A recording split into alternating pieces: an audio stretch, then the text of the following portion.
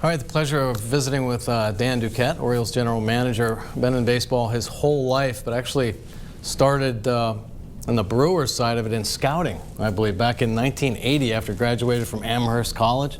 Two-sport athlete in college. I don't know if many people realize that, but got into it on the scouting side. And I just wanted to know, here in the sabermetric kind of revolution that we've been in the midst of, when did you get introduced to sabermetrics, or has it always kind of been part of your life in baseball? Well, I think in 1980, I think Bill James came out with his book, and that was really the start of the mainstreaming of sabermetrics, if you will. But prior to that, I always give great credit to Earl Weaver, right, who cataloged each of the performances of his hitters against certain pitchers, and he was kind of the godfather of it. And Earl, God bless him, he understood the value of getting on base in terms of runs, right? I mean, now we got all these formulas, and they'll tell you that 38% of the guys that get on base via the walk come around and score on the run. Well, Earl was acutely aware of that a long time ago.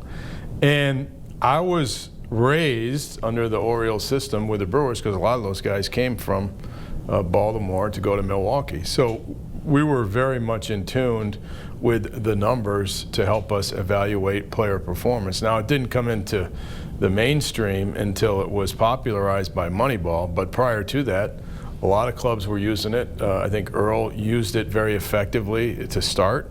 Whitey Herzog used it very effectively when he used the stolen base and put his teams together in Kansas City and St. Louis. So the veteran managers knew how to utilize statistics to help put their clubs together.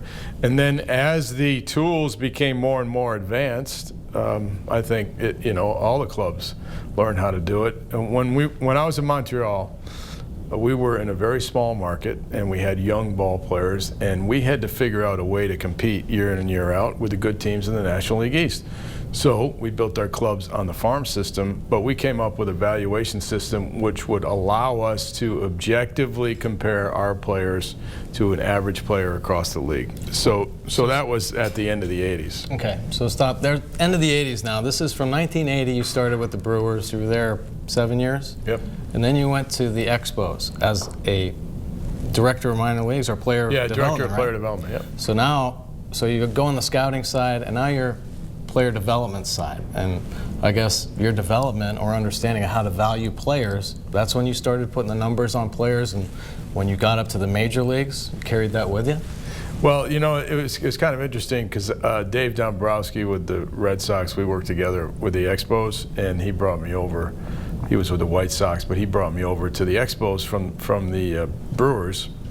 And he said to me, he said, "Duke, I remember we did our own sabermetrics." He goes, "You would come into my office and say, hey, this guy's got a great on-base percentage, and this guy's got a great slugging percentage, and then this guy has a great walk-to-strikeout ratio," and then you'd go and you'd sign those players. And he goes, "One of those players was a kid named Jeff Facero, who ended up being a good pitcher for us." He said, "So I don't think that all these other people had it ahead of us." He goes, "They publicized it ahead of us, but we were using it back in Montreal." And that's true. We used statistical evaluation and specific statistics that we liked that translated into good performance for players coming into the big leagues, and we started doing that in Montreal.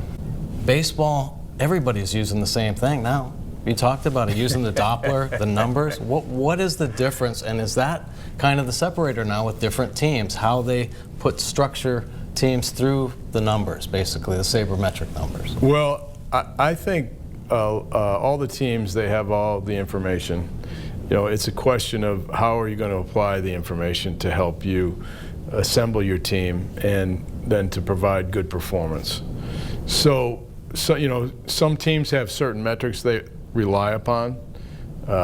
What I'm most excited about is that now you can judge your outfield defense, okay?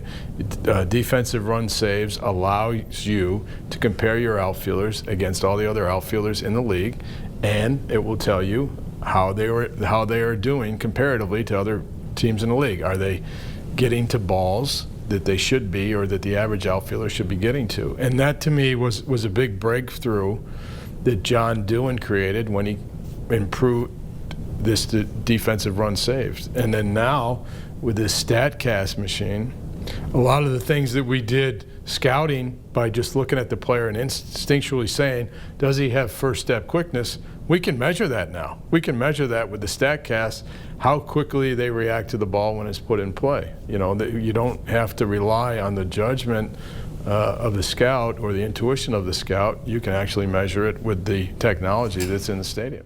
Well, Dan, here we are looking at some of these incredible formulas that you drew up. Woba. Okay, now take a look at this. Here's our regular batting average formula, right? Hits over at bats. And it's worked out to this amazing formula here.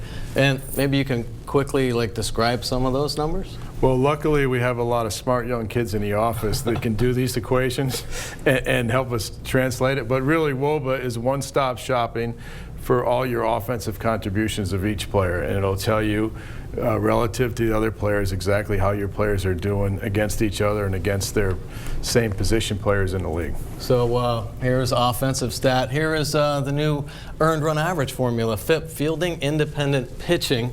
And yeah, the substitution, I guess, for earned run average. Now, tell us about FIP. Well, FIP is the measurement that we utilize for pitchers that takes out the fielding part, the part that the pitchers aren't technically responsible for, and just values the pitches and what they do to get the hitters out. So again, that's a one-stop shopping number that you can use objectively to evaluate your pitchers and all the pitchers across the league. Just like you use WOBA for hitters, you use FIP for the pitchers.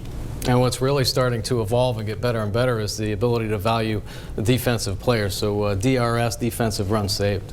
Yeah, that's the defensive contribution of your players, not just the balls that they caught in relation to other players, but also where they were positioned. So positioning with all the shifts, that has a lot to do with the plays that you make in the field if you're in the right place at the right time. But not only that, what kind of range do you have relative to the other fielders in the league? Major League Baseball can measure that, and that's the player's total contribution on defenses is defensive runs saved. Oh, just a few of the many sabermetric formulas, but Dan Duquette's on them all and trying to make this Oriole team better.